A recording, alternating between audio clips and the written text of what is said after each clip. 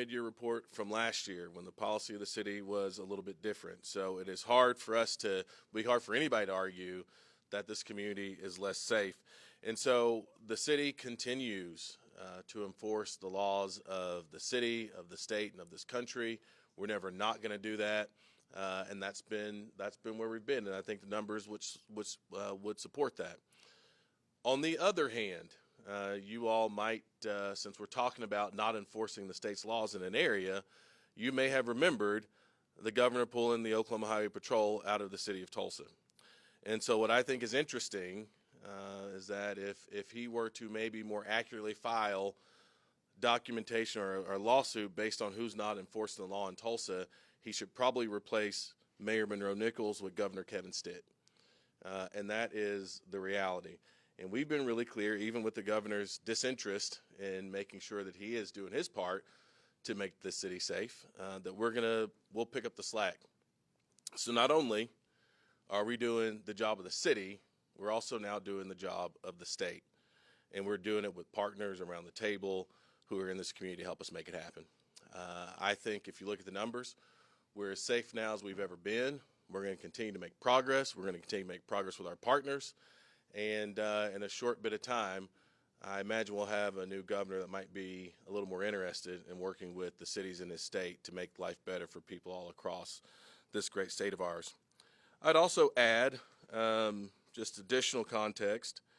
In addition to the OHP being pulled out of the city, when I was in the legislature, you all may or may not remember, and again, you can go back and look at news articles and news reports and everything. You don't have to take my word for it. The governor also vetoed legislation that would have increased retirement benefits for those who have served in law enforcement. And so I'm just having a hard time accepting the criticism from somebody who's shown he's been disinterested in doing what's right by citizens of Tulsa, someone who's been disinterested in doing right by folks who have worn the uniform and worn a badge, and doing right, and somebody has been so disinterested in just following the law. The governor has not been successful, as best I can tell, in one significant case as it relates to Indian country. I don't know if that is because his politics is driving that way or because he's getting bad legal advice. I don't know the reason that is, but he is not an example to follow when it comes to public safety or it comes to relations with Indian country, and in fact, probably relationships with anybody who might disagree with him. This is a big, diverse city. We got to work on a bunch of different perspectives, and we got to do it together. So whether it is the work that we're doing in homelessness, in education, in economic development, the public safety work we're doing it with everybody who's a true partner in this community. And it's unfortunate that we don't have a governor of the state who chooses to be a partner. So with that, I'll answer any questions you guys have. Yep.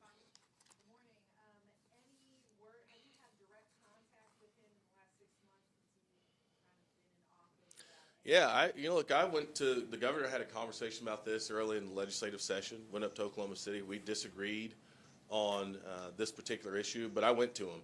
The governor did not come to me when it came to taking OHP out of Tulsa. He's not come to me about this deal. Since then, one of us behaves like an adult and is willing to have a conversation about something that is in accordance with the Constitution of the United States of America and the courts here in the state of Oklahoma. The other one of us decides to handle things a little bit differently by throwing, political grenades that are pretty flimsy from a legal standpoint. One of us has only been in his job for 8 months. The other's been in his job for 7 years. And it would be hard to imagine which one is which based on the behavior of good old Kevin. Have you already talked to, or do you plan to have discussions with the tribal nations in the area about what kind of the next steps for this are? The next steps, we're going to continue. We have a working group that's been established. The first meeting was yesterday to work through some of the technical challenges. Look, the agreement that we have been working on with the Creek Nation is one that has a ton of technical challenges in it, and we've got to work through those, and we're continuing to work through those. So I've not talked to him about this in particular because we talk often as we're working through things that we're all concerned about. Everybody around the table is concerned about public safety. Everybody around the table knows that we have to get it right. Everybody around the table knows that we have to get it right in a very kind of logistically challenging setting. I mean, we're the largest city in the country that's all Indian reservation. So we got to figure out, that's not easy. But we stay in constant communication. Again, I couldn't be any more sure that we're on the right path. But I also know that there's a lot of things we got to work out. So I've not talked to anybody since last night, but it's also because we feel like we're on a good path, and just because, you know, the governor has his newest, latest, and greatest idea of how to, you know, try to get in the way of progress, you know, didn't make me pick up the phone and worry anybody about it last night or this morning. I apologize if I put this plainly, but between the lawsuit and this agreement, I gotta ask, are Tulsa police gonna enforce the law? We've always enforced the law. That's not a question. It's not a real question. And that's the thing that everybody has to understand. There's never been a time where we're making a decision to enforce the law or not. It is the Tulsa Police Department. They enforce the law. The biggest job we have here is public safety. There's never been a time where enforcing the law was not part of the calculus. That's been the Creek Nation, the Cherokee Nation. Everybody knows that we have to enforce the law, and is very much aligned on that has to be priority number one. The question on the table is who prosecutes who based on the crime that they committed. That's all that we're talking about here. So there's never been a time. That's why it's so dangerous to listen to somebody who will say anything to try to win a political battle.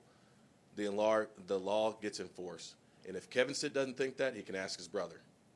His brother is at the center of one of these cases. His brother's been the one trying to matriculate this all the way to Supreme Court. His brother got a ticket after that. His brother's last ticket has been processed, and he's been held accountable. The governor knows we enforce the law here. And if he's unaware of that, maybe a family reunion or a Thanksgiving dinner can remind him that in Tulsa, Oklahoma, we enforce the law, even if your last name is Stitt. Emery, did you have something? Do you know anything about, I'm sorry. You guys kind of look alike. It's just. Emery? I'll defer to the dean. Does that mean you're not going to ask a question then? Go ahead, Emery. I didn't. You've not talked to the governor at all about this in the last, since this settlement came about, is that correct? That is true. Is there any indication or any pathway, you think, for the governor to do anything more aggressive than file a lawsuit in the Supreme Court?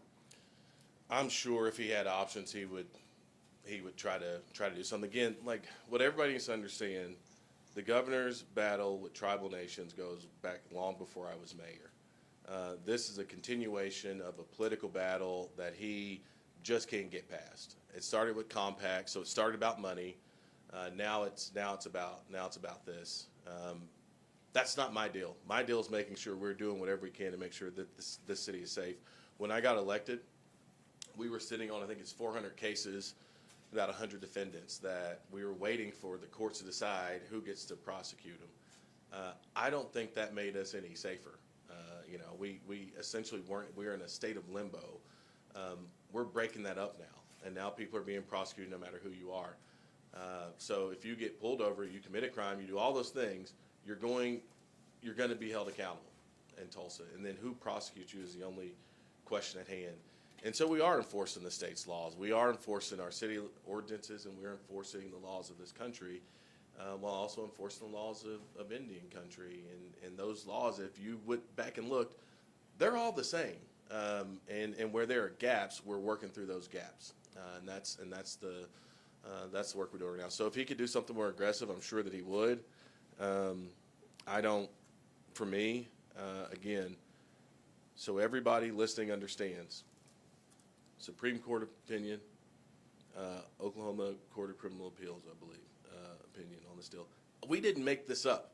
This is the Constitution of the state and the Constitution of the United States. We didn't make this up. We're figuring out within the environment that we're in, how do we make this city safe? It's a conversation that should have happened, led by the governor, after the McGirt opinion was issued 4 or 5 years ago. We wouldn't be here right now if that weren't the case. The governor was unwilling to do it. He didn't do his job, so I'm doing his job. He decided not to do his job by taking OHP out of the city, so I'm doing his job. At every turn, we're doing his job, and the results speak for themselves. Like I said, crime is down. Our relationships with tribes is on the up and up. We got a lot of work to do, but we're doing the state's job because the governor chooses not to. And I believe that the AG's opinion will back us up on that as it relates to OHP. as I understand, we're talking just about misdemeanor cases here. That's right. So, do you have any information on how many cases have been referred to the Muscogee courts? And whether they've been, I mean, the complaint is that, well, they get referred to the tribal courts and then they're just dropped. Yeah, that's well. First of all, that's not true. I mean, there is some things. When I talk about all the technical challenges we're having to work through, one is how do we have transparency when somebody gets sent to a particular court and what happened with that case. That's actually something that's been a part of the conversations we had, and we've gotten commitments from our tribal nations to make sure transparency is there. But I think the other thing should also be applied to our municipal court and state courts. Not everybody who goes to see the district attorney or a prosecutor goes to jail. And so I bet if you did the analysis of both, the numbers would be somewhat similar. I'm happy for us to, I think we've publicized how many cases we've actually sent out to both Cherokee and Creek Nation. I don't have that number off the top of my head. Happy to share.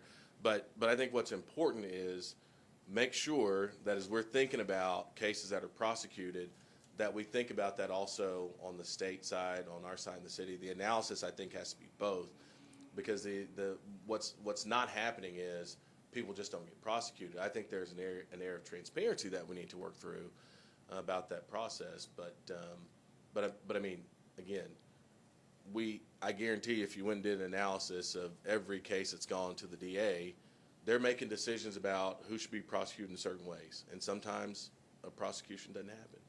I think that's true in every court, and I'd be really interested in seeing an analysis of all of our courts and how that's working. Time for one more question.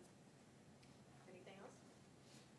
I was just wondering, while we have you here, if you could make a comment about the city council passing that new homeless initiative last night with new housing. Yeah, I was really proud. I mean, look, it's a piece of a lot of things that we have to do, but it's 300 folks who we're going to work to house and support, right? That's where that money's going to be going to. I got to say, I hate to bring it up, but this is another big issue. And I know there was a news story where the governor took this tribal agreement and said, this is the reason why homelessness exists in Tulsa and public safety and all this kind of stuff, which is really interesting. So I'm like, well, the guy actually must never ever drive across the state. But Governor, 2 years ago, got rid of the state's interagency council on homelessness.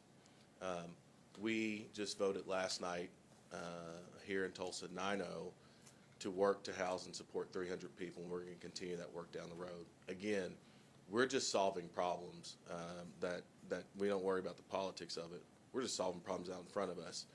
And so whether that is homelessness, public safety, education, economic development, we're just solving problems. We're doing it with our partners. I'm really proud of the council. I'm really proud of the partnership. And it's helping us on our pathway to get to functional zero by 2030. And I'm really excited about that. I thanked the counselors yesterday. These things aren't easy, but when you have good leaders in a building, and we got 9 folks who are really passionate downstairs, I think they showed this community and frankly the state that not only can we do big things, but we can do hard things. I'm really proud of all 9 of them. Cool. Thank you, guys.